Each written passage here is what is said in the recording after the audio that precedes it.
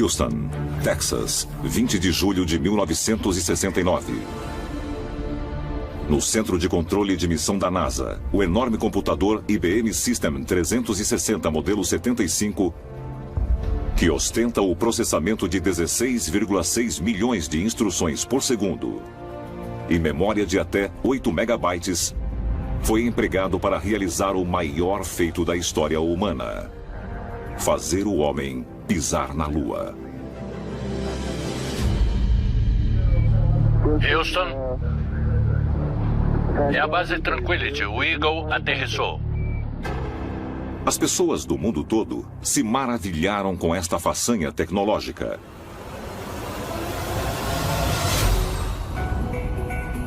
Mas, incrivelmente, apenas 6 décadas depois, um aparelho portátil, pesando menos de 200 gramas, sobrepujou toda a tecnologia que a NASA tinha em 1969. Hoje, o smartphone contém uma inacreditável potência 1 milhão de vezes maior que o computador usado para levar o homem à Lua. O que tínhamos quando o homem chegou à Lua é quase nada comparada com o que um adolescente tem agora no que diz respeito a poder computacional. A capacidade de acessar informações e de se comunicar com as pessoas é uma conquista tecnológica surpreendente. Nem dá para imaginar o que vai acontecer daqui a 30 anos. O que nós achamos que é tão avançado não vai ser tão avançado assim. Os computadores vão assumir o lugar dos humanos. O futuro é assustador. Até mesmo Stephen Hawking e o fundador da Tesla Motors, Elon Musk, previram que as máquinas logo poderão ultrapassar e até substituir os humanos. Muitos cientistas e pensadores afirmaram que, no final, as máquinas vão dominar o mundo. Os computadores estão ficando mais rápidos e poderosos. Uma hora projetaremos máquinas que vão criar máquinas ainda melhores. Se forem mais espertas que nós, melhor tomar cuidado. Os extraterrestres estariam observando a humanidade há milhares de anos e nos trouxeram até este ponto porque querem que nós tenhamos uma tecnologia avançada e também nos tornássemos a própria tecnologia, até que estejamos prontos para ser como eles. Temos que nos perguntar se isso pode fazer parte de um plano extraterrestre para influenciar a humanidade através da implantação de tecnologia no corpo humano. E se for assim, qual é o propósito? Serve para acelerar as nossas habilidades ou é um esforço para controlar a humanidade? Só o tempo dará uma resposta a essas perguntas. Na verdade, queremos que essas máquinas vivam 100 anos sem assistência, sem qualquer tipo de supervisão. Ao combinar as características realistas dos androides, os cientistas acreditam que logo chegará uma época em que os seres humanos artificiais serão praticamente idênticos às pessoas reais. Nós vamos conseguir criar sistemas robóticos bem parecidos ao ser humano, a ponto de se tornarem quase indistintos em movimento e na morfologia. Como foi possível a tecnologia da humanidade avançar tão rapidamente? De acordo com os teóricos, sugerem que essa influência tenha continuado até os tempos modernos.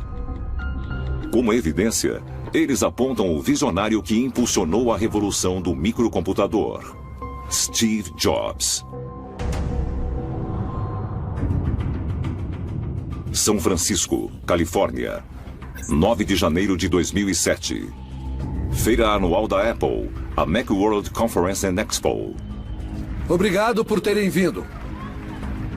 No centro do frenesi midiático mundial, o cofundador e CEO da Apple, Steve Jobs, subiu ao palco para anunciar um novo produto revolucionário: o iPhone. O que nós queremos fazer é fabricar um produto avançado que é muito mais inteligente que qualquer outro aparelho móvel existente e super fácil de usar.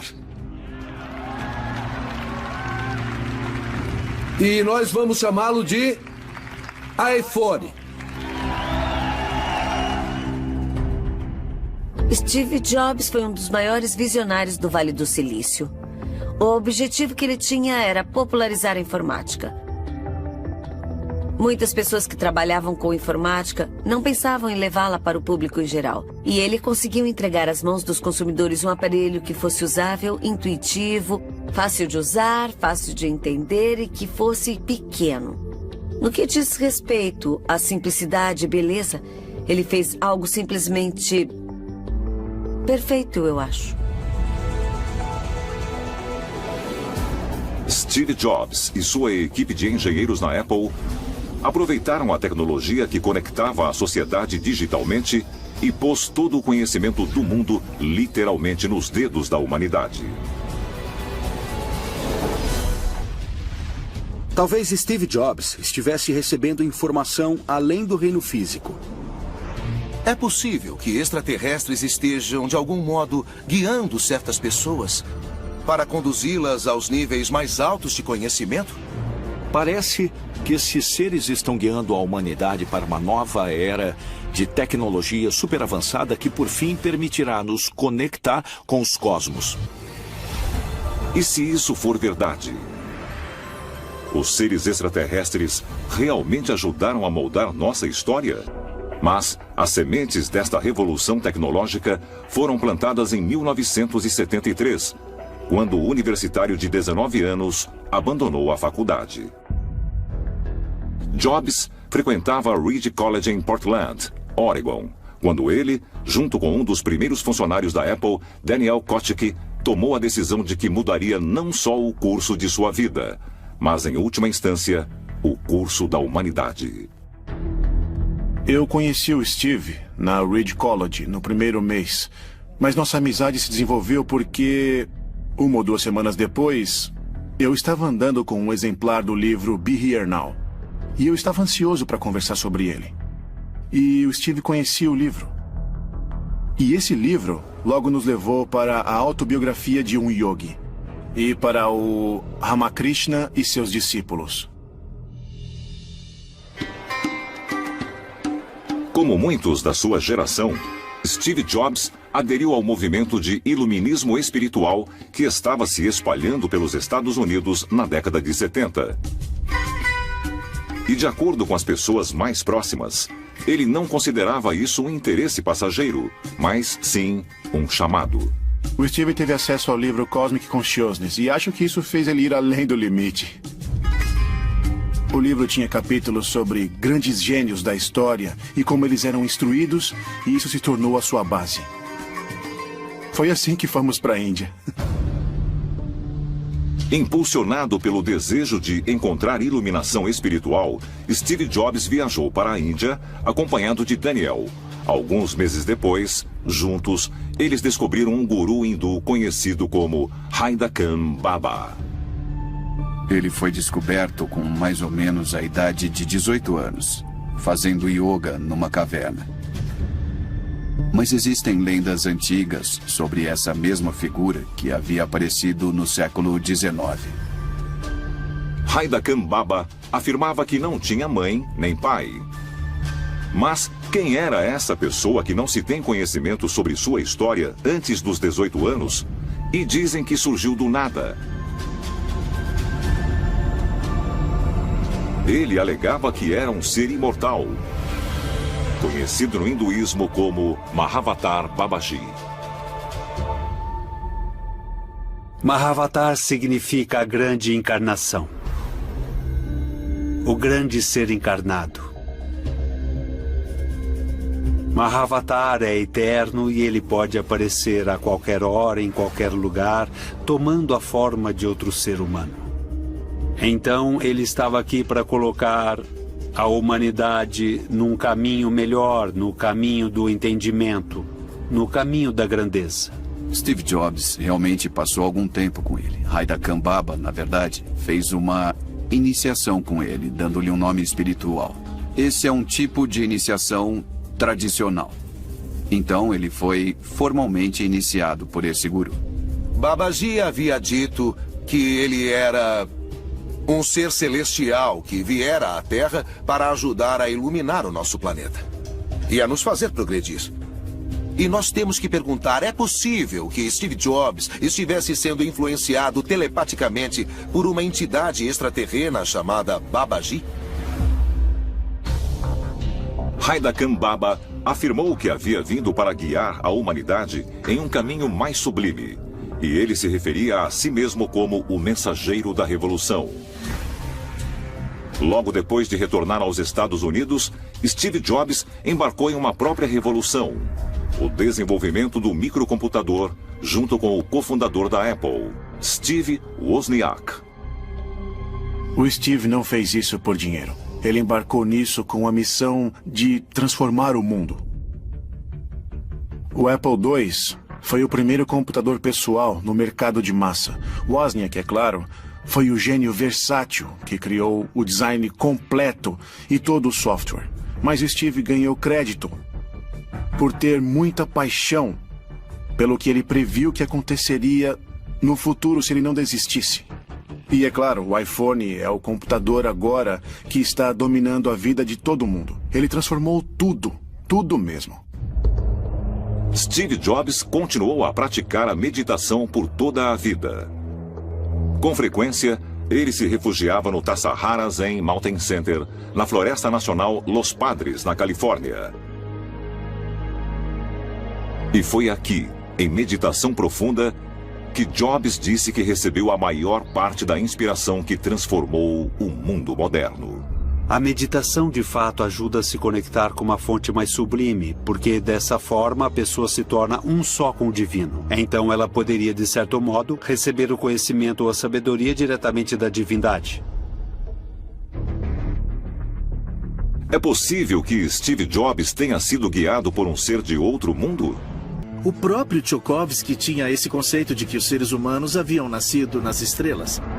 E se você realmente refletir sobre isso, será que esses cientistas vindos da Rússia poderiam ter algum tipo de conhecimento avançado? Será que eles poderiam ter uma comunicação com alguma forma de inteligência extraterrena avançada que estava influenciando a corrida espacial e influenciando esse impulso para fazer a humanidade voltar para as estrelas?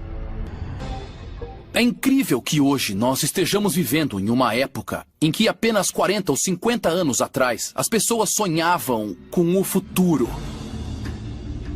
E aqui estamos nós, vivenciando esse futuro fantasiado.